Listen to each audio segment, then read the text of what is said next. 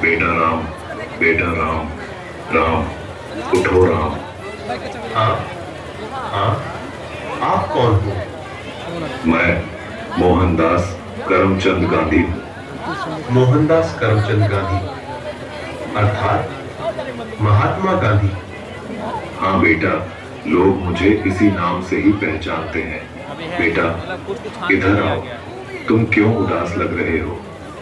बापू, बात यह है कि कल आजादी का पर्व है और मुझे कल स्कूल में उसके बारे में कुछ बोलना है, इसलिए। उसमें क्या बड़ी बात है, आजादी के बारे में कुछ बोल देना। लेकिन बापू, क्या सच में हम आजाद हुए हैं? तू ऐसा क्यों बोल रहा है? चलिए बापू, मैं आपको कुछ दिखाता हूँ। देखिए बापू, उस घर में। मम्मी पापा, मुझ पर थोड़ा रहम करो प्लीज, मुझे आगे पढ़ने दीजिए। मैं आगे पढ़ना चाहती हूँ और डॉक्टर बनना चाहती हूँ। बस बेटा, आपने बहुत पढ़ लिया। हमारे समाज में लड़कियां इतना पढ़े, यही बहुत बड़ी बात है। पढ़ना लिखना छोड़ो और अपनी शादी के बारे में सोचो। क्या मुझे पढ़ने लिखने की और मेरे सपने पूरे करने की भी आजादी नहीं मिलेगी? आइए बापू, उस घर में भी देखते हैं। मेहरबानी करके आप यह व्यसन छोड़ दो और घर में भी ध्यान दिया करो। अब हमारे घर में खाने के लिए अनाज का दाना भी नहीं है। वहाँ सब कुछ मुझे नहीं पता, बस मुझे पैसे दो। मेरा शरीर कांप रहा है और दिमाग काम नहीं कर रहा है। अब जल्दी पैसे दो, मुझे देर हो रही है। नहीं, यह पैसे मैं नहीं दूंगी। ये तो बच्चों की किताबें लेने के लिए रखे हैं। चुपचाप मुझे पैसे दो और यहाँ से हटो, मुझे जाने दो। हे ईश्वर, मेरे पति की इस व्यसन की आदत से मुझे कब आजादी मिलेगी? बापू, और आगे चलिए, मैं आपको एक रिश्वतखोर अधिकारी बताता हूँ।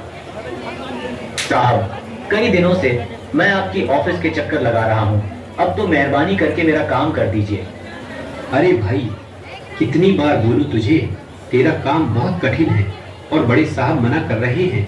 तुझे जो समझाया है ऐसे करो ना भाई। लेकिन साहब, मेरे सभी कागज ठीक है और मैं अपना हक पाने का हकदार हूँ, तो मैं रिश्वत क्यों दूँ? अब तो सत्यवादी हरिश्चंद्र बनकर तुम्हारी सब फाइलों को लेकर इधर उधर फिरते रहो, जाओ, तुम्हारा काम नहीं होगा। हे ईश्वर, हमारे जैसे ईमानदार लोगों को ऐसे रिश्वतखोर अधिकारियों से कब आजादी मिलेगी? चलो बापू आगे। अरे भैया, ठीक से तोल माफ किया करो। गेहूं और चावल तो मिले, पर दूसरी चीज कहाँ पर है?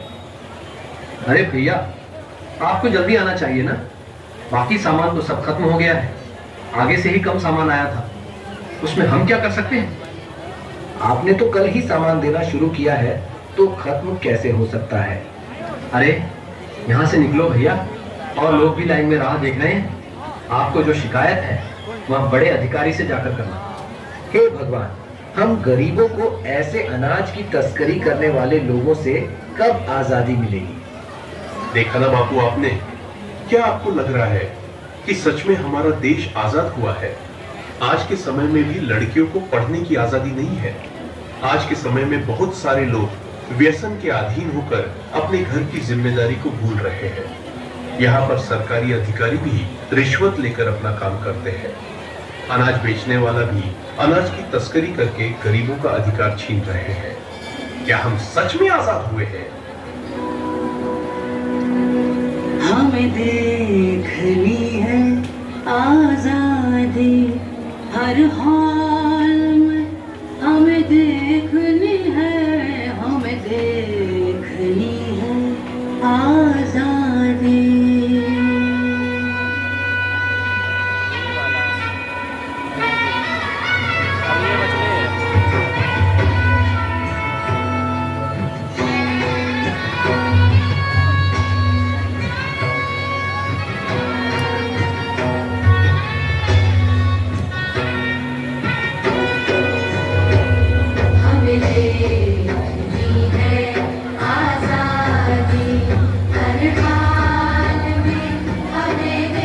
कुछ हम इधर